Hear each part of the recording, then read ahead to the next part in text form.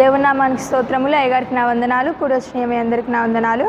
80వ కీర్తన చెప్పుకోబోయే ముందు ఒక చిన్న ప్రార్థన చేసుకుందాం. సర్వశక్తిమంతుడ, సర్వాధికారి, సర్వోన్నతుడ, మహాదేవుడ, మహోన్నతుడా, నీకే స్తుతులు తండ్రి. స్తోత్రములు యేసయ్యా. ప్రభువా, ఆకాశమందు వేలాది కోట్లాది దూతలతో ప్రభువా నిత్యము పరిశుద్ధుడు పరిశుద్ధుడు అని ఆరాధించబడుతున్న దేవానికి వందనాలు యేసయ్యా. మరి గడిచిన వారము నుంచి ఈ వారము వరకు నీ రెక్కల కింద మమ్మల్ని కాచి కాపాడినందుకు నీకే వందనాలు యేసయ్యా. సజీవపు లెక్కలలో ఉంచినందుకే నీకే కృతజ్ఞతాస్తుతులు చెల్లిస్తున్నాం ప్రభువా. మరి యేసయ్య 80వ కీర్తన నాకు చెప్పటానికే అర్హత ఇచ్చినందుకే నీకే వందనాలు ప్రభువా. మరి నేను చెప్తుండగా ప్రభువా, నీ జ్ఞానాన్ని నాకు దయచేయండి ప్రభువా. నీ సిలువ చాటు నన్ను మరుగుపరుచుకోమని అడుగుచున్నాను ప్రభువా. అలానే యేసయ్య, మరి నేను చెప్పిన వాక్యము మంచి నేల మీద పడిన యేస విత్తనము వలె యేసయ్య ఫలించడానికి నీ కృపను దయచేయమని నేను అడుగుచున్నాను యేసయ్య. ప్రతి ఒక్కరికి కూడా యేస వినగలిగిన చెవులను మీరు దయచేయమని, చెప్పే జ్ఞానాన్ని నాకు దయచేయమని నజరేయుడైన యేసుక్రీస్తు నామములో అడిగి వేడుకుంటున్నాం తండ్రి, ఆమేన్. 80వ కీర్తన ఆసాపు గారు రాసిన కీర్తన. 73వ కీర్తన నుంచి 83వ కీర్తన వరకు 10 కీర్తనల వరకు ఆసాపు గారు రాశారు. అయితే దేవుడు చేసిన వారు ఆసాపు గారి కీర్తన ఎలా రాశారంటే, దేవుడు వారి జీవితంలో చేసిన కార్యాలని, ఆశ్చర్య కార్యాలని ఇక్కడ పాటల రూపం ద్వారా మనకి ఈ కీర్తనలు రాయడం జరుగుతుంది.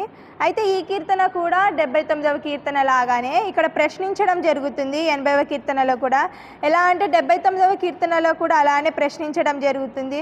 దేవా, మరి అన్యజనులు మమ్మల్ని అవమానపరచడానికి నీవెందుకు అంగీకరిస్తున్నావు? అన్యజనులు మమ్మల్ని ఎందుకు అపహాసిస్తున్నారనేసి ఇక్కడ ఆసాపు, ఇశ్రాయేలు ప్రజలు దేవుణ్ణి ఇక్కడ ప్రశ్నించడం జరుగుతుంది. అలాగనే మరి కీర్తనలో దేవుడు ఒక గొప్పతనాన్ని చెప్పడం జరుగుతుంది. మనం ఇక్కడ చూసుకుంటే ఇశ్రాయేలు నాకు కాపరి చెవియొగ్గుము అనేసి ఆసాపు గారు అంటున్నారు. ఇశ్రాయేలు నాకు కాపరి చెవియొగ్గుము అంటే మన దేవుడు వినేవాడు కాబట్టి, మన దేవుడు ఏంటి, మన మనవులు ఆలకించేవాడు కాబట్టి చెవియొగ్గుము అనేసి ఇక్కడ చెప్తున్నారు. అదే విగ్రహాలకైతే వాటికి చెవులుండయు అవి వినవు, అవి కళ్ళుండయు అవి చూడవు, మరి అలానే నోరుండియవు మాట్లాడవు. మన దేవుడు వినే దేవుడు కాబట్టి ఇక్కడ ఆసాపు గారు ఇశ్రాయేలు నాకు కాపరి చెవియొగ్గుము అనేసి అంటున్నారు. మన కాపరి ఏంటిది, మన మనవులను వినేవాడు, అలానే మనని మంచి దారిలో నడిపించేవాడు. మనం త్రోవలు తప్పినా సరే తిరిగి మరి మనని ఏంటి, మన మందలోకి, మరి ఆ గొర్రెల మంద ఎక్కడుందో మరి మన సంఘంలోనికి తెచ్చేవాడు దేవుడు. మనల్ని మన కాపరి ఎప్పుడు కూడా చెయ్యి విడువనంటి వాడు అనమాట. అలానే మనం చూసుకుంటే మన కాపరి దేవుడు ఏంటిదంటే చూసేవాడు. అలానే మన కాపరి హృదయ రహస్యాలను ఎరిగిన దేవుడు. మనం చేసే తప్పులు ఎవరు చూడట్లేదు అనుకున్నా సరే దేవుడు చూస్తాడు. మనకి ముందు ఆలోచన రాకముందే దేవుడికి తెలిసిద్దనమాట. కాబట్టి మనం ఎవరు చూడట్లేదు అనేసి మనం అనుకోకూడదు. మన కాపరి అన్నీ చూస్తున్నవాడు. మనం తప్పిపోయినా సరే తిరిగి మరలా మనల్ని ఏంటి కంట్రోల్లోకి తెచ్చే దేవుడు. అయితే ఇక్కడ చూసుకుంటే ఇశ్రాయేలు నాకు కాపరి చెవియొగ్గుము, మందవలే యోసేపును నడిపించువాడా, కెరూబుల మీద ఆసీనుడైన వాడా, ప్రకాశింపుము అనేసి చెప్తున్నారు. దేవుడు అందరికీ ఆశీర్వాదాలు ఇచ్చినప్పుడు కామన్గా అందరు కూడా ఏంటిది, దేవునికి కృతజ్ఞతగానే ఉంటారు, దేవుని స్తుతిస్తారు, దేవుణ్ణి పొగుడుతారు. అదే మరియు మనకి ఒక నలుగురు మధ్యలోకి వెళ్ళినప్పుడు ఒక అవమానం జరిగిందంటే మనం ఆ గిల్టీ ఫీలింగ్నెస్ తోటి ఏముంటుంది, మనకి ఏం గుర్తుకొస్తుంది, మనం ఆశ్రయించే దేవుడు మనకి గుర్తుకొస్తాడు. నేను ఆశ్రయించే దేవుడు, ఇన్ని రోజులుగా నేను ఆశ్రయించిన దేవుడు ఇప్పుడు ఇలా నేను నలుగురు మధ్యలోకి వెళ్తుంటే నాకు ఇలా అవమానం జరుగుతుంది అనేసి బాధపడతారు. ఫస్ట్ మనం ఎవరిని క్వశ్చన్ వేస్తాం? దేవుణ్ణి క్వశ్చన్ వేస్తాం. ప్రభువా, మరి నేను ఇన్ని రోజులు నిన్ను ఆశ్రయించాను కదా, మరి ఇన్ని రోజులు నేను నీ దగ్గర ఉన్నాను కదా, మరి నాకు నువ్వు చేసేది ఇదేనా? నేను నలుగురు మధ్యలోకి వెళ్ళినప్పుడు అవమానం జరుగుతుంది అనేసి అనుకుంటారు. మరి ఇక్కడ ఆసాపు గారికి వాళ్ళ ఇశ్రాయేలు ప్రజలకి కూడా ఇలానే ప్రజల మధ్యలో అవమానం జరుగుతుంది. కానీ ఏంటిది అయినా సరే ఆసాపు గారు ఇక్కడ కెరూబుల మీద ఆసీనుడైన వాడా ప్రకాశింపుము అంటే దేవుణ్ణి గణపరుస్తున్నాడు. ఏమని? కెరూబుల మీద ఆసీనుడైన వాడా అనేసి ఏంటిది, దేవుణ్ణి గణపరచడం జరుగుతుంది. దేవుడు మనకు ఆశీర్వాదాలు ఇచ్చినప్పుడే మనం దేవుడి దగ్గరకు వస్తాము. దేవుడు ఆశీర్వాదాలు ఇవ్వనప్పుడు దేవుడి దగ్గరికి రామ అనేది కాదు. ఏంటిది, దేవుడు ఇచ్చినా సరే దేవుడు ఇవ్వకపోయినా సరే ఇక్కడ ఇశ్రాయేలు ప్రజలు ఏంటిది, దేవుని గణపరుస్తున్నారు. అలానే మనం కూడా దేవుడు ఇచ్చినా సరే ఇవ్వకపోయినా సరే మనం ఏంటిదంటే దేవుణ్ణి గణపరచాలి. మన 2వ వచనంలో నుంచి చూసుకుంటే, ఎఫ్రాయిము బెన్యామీను మనష్షే అను వారి ఎదుట నీ ప్రకారమును మేల్కొల్పి మమ్మును రక్షింపరమ్ము. దేవా, చెరలో నుండి మమ్మను రప్పించుము. మేము రక్షణ నందినట్లు నీ ముఖకాంతి ప్రకాశింపజేయుము. యెహోవా, సైన్యములకు అధిపతియగు దేవా, నీ ప్రజల మనవి నాలకింపక నీవెన్నాళ్ళు నీ కోపము పొగరాజనిచ్చేదవు అనేసి అడుగుతున్నారు. అంటే నీ ప్రజల మనవి నాలకింపక అంటే ప్రభువా, మరి మేము ఇంతగానో మొరపెడుతున్నాము, నువ్వు ఆలకించవా అనేసి అడుగుతున్నారు. అయితే ఇక్కడ దేవుడు మన జీవితంలో ఎన్నో ఆశ్చర్య కార్యాలు చేశాడు. మన జీవితంలో చేసిన ఆశ్చర్య కార్యాలకి మనం ఏంటిది కృతజ్ఞతగా ఉండము. కానీ మనం ఏదైనా అడిగినప్పుడు దేవుడు దానికి తొందరగా రెస్పాన్స్ అవ్వనప్పుడు మనం ఏంటి దానిని పట్టుకొని దేవుడు నాకు సమాధానం ఇవ్వలేదు, దేవుడు నాకు ఇంకా ఈ కార్యం చేయలేదు అనేసి అంటాం. కానీ ఫస్ట్ దేవుడు మన జీవితంలో చేసిన ఆశ్చర్య కార్యాలకి మాత్రం మనం ఏంటిది కృతజ్ఞతగా ఉండము. కొన్నిసార్లు దేవుడు మన జీవితంలో మనం ఏదైనా అడిగినప్పుడు దానికి ఏంటి సమయం తీసుకొని దేవుడు మన జీవితంలో చేస్తాడు. ఎందుకంటే నువ్వు ప్రార్థించగానే అది నీకు ఎమ్మటే వచ్చింది, నీవు ప్రార్థించగానే దేవుడు ఎమ్మటే రెస్పాన్స్ ఇచ్చాడంటే ఏంటిది, అట్లా తొందరగా రెస్పాన్స్ ఇస్తే ఒక్కొక్కసారి దాని వాల్యూ, దేవుడిచ్చిన దాని వాల్యూ మనకి తెలియకపోవచ్చు. దేవుడు ఏంటిది ఒక్కొక్కసారి ఎందుకు లేట్ చేస్తాడంటే దేవుడు ఇచ్చే దాని వాల్యూ మనం తెలుసుకోవడానికి ఒక్కొక్కసారి దేవుడు లేట్ చేయడం జరుగుతుంది. ఇప్పుడు మనం చూసుకుంటే కొంతమందికి ఏంటంటే మ్యారేజ్ అవ్వగానే తొందరగా పిల్లలు పుడతారు. వాళ్ళకి ఏమనిపించింది, ఇంత తొందరగానే పిల్లలా అనేసి అనిపించింది. అదే కొన్ని లేట్గా కొన్ని ఇయర్స్ అయిన తర్వాత పుట్టిన వాళ్ళకి ఎలా అనిపించింది, దేవుడిచ్చిన బహుమానం యొక్క వాల్యూ తెలిసిద్ది అన్నమాట. అలానే దేవుడు కూడా మన జీవితంలో కొన్ని లేట్ చేస్తున్నాడంటే మేబీ మనం దాని వాల్యూ దాని వాల్యూ మనం తెలియాలనేసి, లేదా మరి దేవుడు మరి ఆ కార్యాన్ని ఏ సమయంలో అయితే చేయాలో ఆ సమయంలో జరిగించటానికే చూస్తున్నాడనేసి అర్థం. ఇక్కడ మనం చూసుకుంటే 6వ వచనంలో చూసుకుంటే మనం మా పొరుగువారికి మమ్ము కలహకారముగా చేయుచున్నావు, ఇష్టము వచ్చినట్లు మా శత్రువులు మమ్మల్ని అపహాస్యము చేయుచున్నారు అనేసి జరుగుతుంది. దేవా, మరి మా పొరుగువారు మమ్మల్ని ఇలా అవమానపరుస్తున్నారు, మా పొరుగువారు మరి ఇలా మమ్మల్ని చూసి నవ్వుతున్నారనేసి ఇక్కడ ఇశ్రాయేలు ప్రజలు చెప్పడం జరుగుతుంది. ఏంటంటే మనం ఎన్నోసార్లు నీతిగా పరిశుద్ధంగా బ్రతకాలనుకున్నప్పుడు మన పొరుగువారు ఏంటిది, మన ఇంటి పక్కన వారైనా సరే, మన బంధుమిత్రులైనా సరే ఏంటిది మనల్ని పడగొట్టాలని చూస్తూ ఉంటారు. కానీ వారి మాటలు మనం ఏమాత్రం కూడా పట్టించుకోకూడదు. మనం ఏంటిది మౌనంగా ఉండాలి. నీ గమ్యం ఏంటి, మన గమ్యం పరలోక రాజ్యానికి చేరటానికి. నువ్వు ఒకవేళ సపోజ్ ఇప్పుడు నువ్వు ఒక దారిలో నడుస్తున్నప్పుడు నీ చుట్టుపక్కన చెత్త బుట్టలు కానీ చెత్త కుండీలు కానీ చెత్త ఉంటే నువ్వు నీ దారిని వెళ్ళకుండా వాటిని శుభ్రం చేసుకుంటూ వెళ్తావా? లేదు కదా. వాటిని నువ్వు శుభ్రం చేసుకుంటూ నువ్వు వెళ్తే ఏంటి, నీ గమ్యానికి నువ్వు చేరలేవు.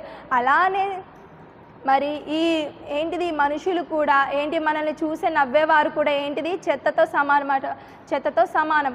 వారిని చూసి మనం పట్టించుకోకూడదు. అలాంటి వారిని మనం వదిలేసి వెళ్ళిపోవాలి. అప్పుడు వదిలేసి వెళ్ళినప్పుడే మన గమ్యానికి, మన పరలోక రాజ్యానికి మనం చేరుతాము. ఇక్కడ మరి 8వ వచనంలో చూసుకుంటే, నీవు ఐగుప్తులో నుండి ఒక ద్రాక్షావళిని తెచ్చితివి, అన్యజనులను వెళ్ళగొట్టి దాన్ని నాటితివి, దానికి తగిన స్థలము స్థిరపరిచితివి, దాని వేరు లోతుగా పారి అది దేశమంతా వ్యాపించను అనేసి చెప్తున్నారు. ఏంటిదంటే ఇక్కడ నీవు ఐగుప్తులో నుండి, ఇక్కడ ద్రాక్షావల్లి అని అంటే ఏంటిది, దానికి అర్థం ఏంటిదంటే మనుషులు అనమాట. దేవుడు మానవులని ఇక్కడ ద్రాక్షావల్లితోటి పోల్చడం జరుగుతుంది. అయితే ఏంటిదంటే దేవుడు ఐగుప్తులో నుండి ఒక ద్రాక్షావళి అంటే మనుషులు. ఇక్కడ దేవుడు మనము విచ్చలవిడిగా బ్రతుకుతుంటే దేవుడు మనల్ని ఎన్నుకొని మనకున్న బంధకాలను తొలగించి దానికి తగిన స్థలము స్థిరపరిచిన, అంటే తగిన స్థలం అంటే సంఘము.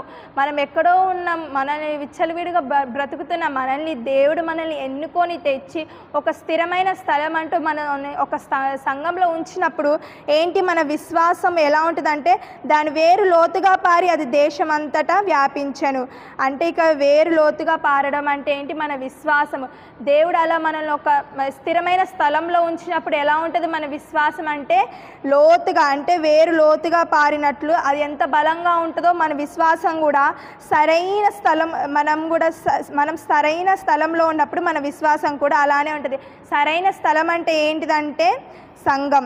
అయితే నెక్స్ట్ ఇంకా 10వ వచనంలో చూసుకుంటే, దాని నీడ కొండలను కప్పెను, దాని తీగలు దేవుని దేవదారు వృక్షములను ఆవరించెను అనేసి ఉంటుంది.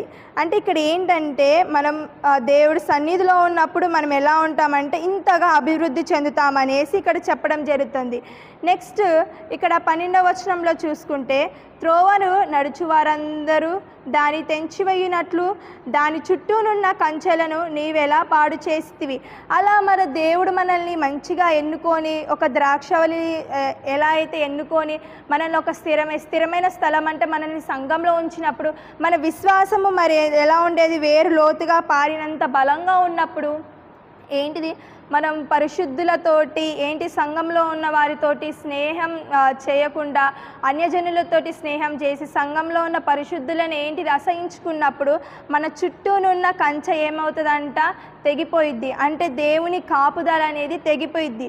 అలా మనం అంతగా అభివృద్ధి చెందినప్పుడు, దేవుని కాపుదల తొలగిపోయినప్పుడు మన జీవితం ఎలా ఉంటుందంటే 13వ వచనంలో చెప్పడం జరిగింది, అడవి పంది దాన్ని పెకిలించుచున్నది, పొలములోని పశువులు దాన్ని తినివేయుచున్నవి అనేసి చెప్తున్నారు.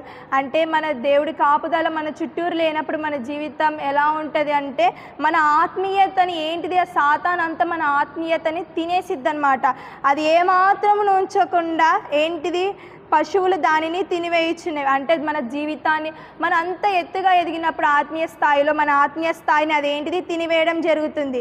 అయితే 14వ వచనంలో, సైన్యంలోకి అధిపతివగు దేవా, ఆకాశములో నుండి మరలా చూడుము, ఈ ద్రాక్షవల్లిని దృష్టించుము, నీ కుడి చెయ్యి నాటిన మొక్కను కాయుము, నీ కొరకు నీవు ఏర్పరచుకొనిన కొమ్మను కాయుము అనేసి అంటున్నారు. అంటే ఇక్కడ ద్రాక్షవల్లి అంటే ఏంటిది?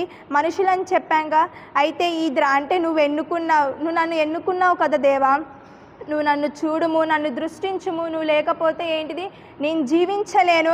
అలానే నీ కుడి చేయితో నువ్వు నన్ను నాటావు కదా, నీ కుడి చేయితో నన్ను నాటిన దానివి నువ్వే కాయము, నా కాపరి నన్ను కాయము, నీవు లేకపోతే నా జీవితము వృధా అనేసి ఇక్కడ ఇశ్రాయేలు ప్రజలు చెప్పడం జరుగుతుంది. నీ కుడి చేతి మనుషునికి తోడుగాను, నీ కొరకై నీవు ఏర్పరచుకొని నా నరునికి తోడుగాను నీ బాహుబలం ఉండునుగాక. అప్పుడు మేము మీ యొద్ద నుండి తొలగిపోము, నీవు మమ్మను బ్రతికింపుము, అప్పుడు నీ నామమును బట్టియే మేము మొరపెట్టుదుము అనేసి జరుగుతుంది. కాబట్టి ఇక్కడ ఫస్ట్ వారు ఏంటిదంటే ఇశ్రాయేల్ ప్రజలకి దేవునికి కోపం తెచ్చేటట్లుగా చేసి, దాని తర్వాతకి ఏంటిది? ఇశ్రాయేల్ ప్రజలు ఇలా దేవుణ్ణి మొరపెడుచున్నారు, ప్రభువా మా మొరను ఆలకించుము, ప్రభువా నీ హస్తము మాకు తోడుగా ఉంచుము అనేసి అడుగుచున్నారు. కాబట్టి ఈ కీర్తన ద్వారా మనం ఏంటిదంటే తెలుసుకునేది, ఫస్టే మనం దేవునికి కోపంగా కాకుండా దేవునికి ఇష్టంగా బ్రతకాలి. ఎందుకంటే దేవునికి కోపం వచ్చిందంటే మరలా మనం ఎంతగా దేవుని మొరపెట్టాలంటే, ఇక్కడ ఇశ్రాయేలు ప్రజలు ఎలా మొరపెట్టారో అలా మొరపెట్టాలి. అలా మొరపెట్టే అంత మనకి కెపాసిటీ లేదు. కాబట్టి ఫస్టే పాపం చేయకుండా ఉంటే మొరపెట్టాల్సిన అవసరం కూడా, మరి దేవుడి దగ్గర క్షమాపణ తీసుకోవాల్సిన అవసరం కూడా ఉండదు. కాబట్టి ఏంటంటే ఫస్ట్ దేవునికి భయపడి ఇష్టంగా బ్రతకడం మనం మొదలు పెట్టాలన్నమాట. ఈ చిన్న కీర్తన దేవుడు దీవించును గాక. ఆమేన్.